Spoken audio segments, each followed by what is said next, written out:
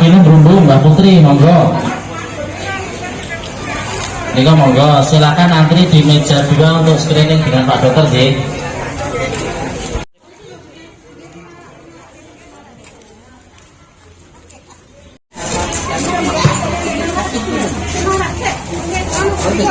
Pak Sri monggo kliping.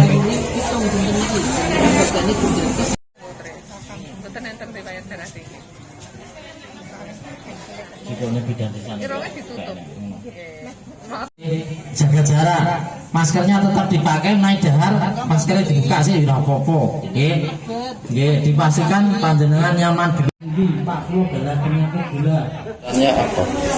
Ini adalah kegiatannya adalah vaksinasi COVID tahap 1 bagi lansia. Hari ini diadakan di Puskesmas Tanon itu dengan 2 wilayah yang bersamaan, yaitu Karangasem sama Slogo. Karangasem jumlahnya itu 43, yang Slogo 56. Nah, kalau kemarin itu juga sudah dilaksanakan vaksinasi.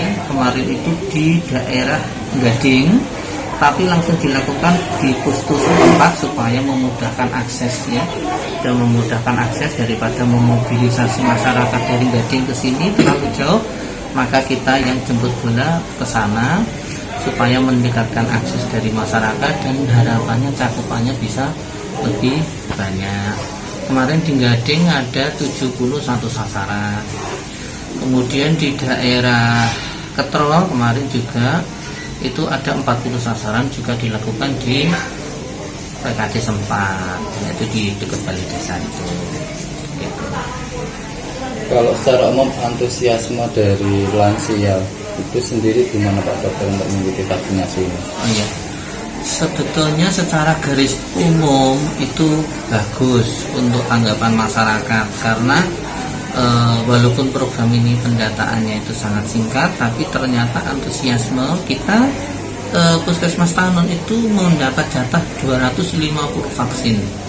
Jadi 150 dosis atau 250 dosis ya. Tapi ternyata pendaftar sampai hari ini sudah hampir 400.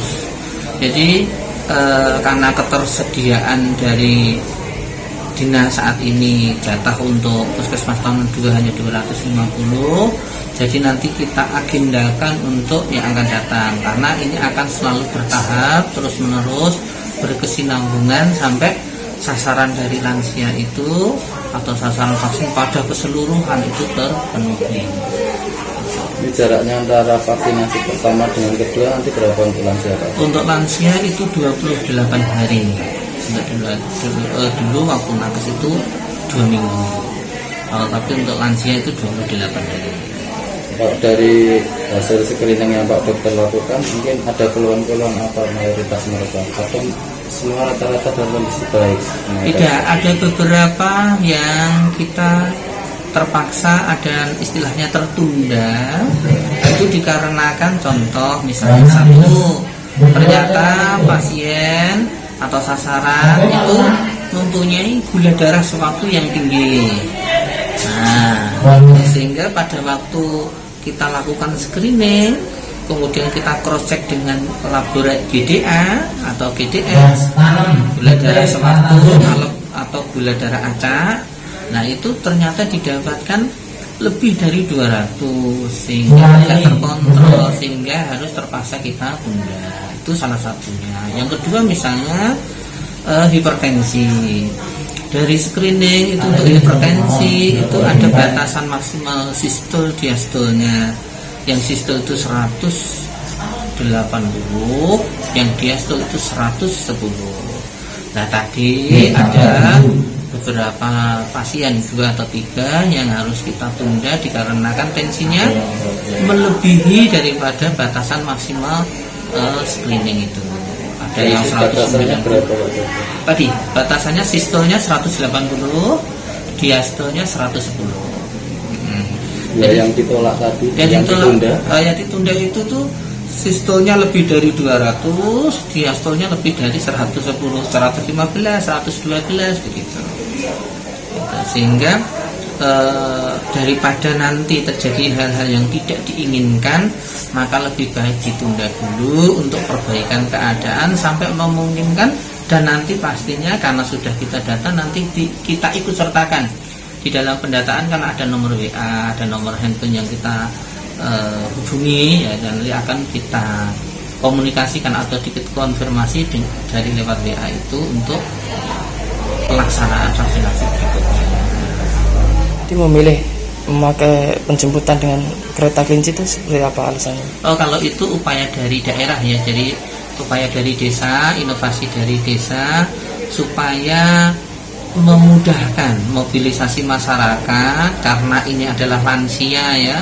Lansia belum tentu dari anggota keluarga itu ada yang bisa mengantarkan, maka dari desa itu berinisiatif supaya untuk gerakan vaksinasi secara nasional ini bisa tercapai dengan baik, sehingga seperti itu. Ada dari sudah 2 hari ini berarti ya Pak? Iya, ini hari keduanya. Yang tertunda karena kondisi kesehatannya atau ada beberapa persyaratan yang tidak terpenuhi itu ada sekitar berapa dokter? Belasan ada nggak dok? Kalau kemarin di Ketro itu dari 40 itu ada mungkin 6 orang yang tertunda. Yang di Gading dari 70 itu kalau nggak salah itu 5 orang yang tertunda. Karena saya stay yang di Gading. Yang di Ketro kemarin sama Dokter Novia. Cuma memang dari evaluasi kemarin segitu, tertunda segitu. Nah, ini untuk menghindari hal-hal seperti itu, persiapan yang harus dilakukan untuk lansia gimana dok? Biar dia bisa divaksin kondisinya baik itu. Iya, kita sudah memberikan edukasi, jadi nanti untuk berikutnya supaya lansia ini bisa tidak tertunda lagi, makanya lansia ini diharapkan untuk memeriksakan secara rutin, boleh di Prolanis, boleh di Pospindu, boleh di puskesmas ini, untuk tiap kali ada kesempatan misalnya terkait dengan pemeriksaan gula ya diperiksakan gulanya. Kalau gulanya belum terkontrol diharapkan untuk berobat secara rutin. Nah, masalah obat kan gratis kan gitu juga. Kemudian termasuk tensi, harus sering-sering tensi, sehingga nanti bisa harapannya gula maupun terutama karena gula sama hipertensi, nah itu harapannya nanti bisa terkontrol pada saat dilakukan vaksinasi. Ada 1, 2 kemarin yang seperti ini tadi, misalnya ternyata mempunyai riwayat penyakit jantung, nah itu kita tidak berani melakukan.